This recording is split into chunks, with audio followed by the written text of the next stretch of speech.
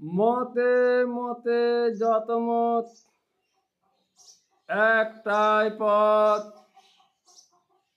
ব্রহ্ম আত্মা, নাই দ্বিমত। মতান্তর যত হোক, ব্রহ্ম আত্মা একটাই মত। ভেদাভেদ যত হোক, ব্রহ্ম এক। দ্বিতীয়টি আত্মা, যাহা নিজেই একটি আমি, আমিত্ব প্রভাবে মানুষ প্রভাব মনে করে। ভেদাভেদ সৃষ্টি, তাই মানুষ অন্তরে ব্রহ্ম স্বয়ং নিজে আত্মা কি বিপরীতে।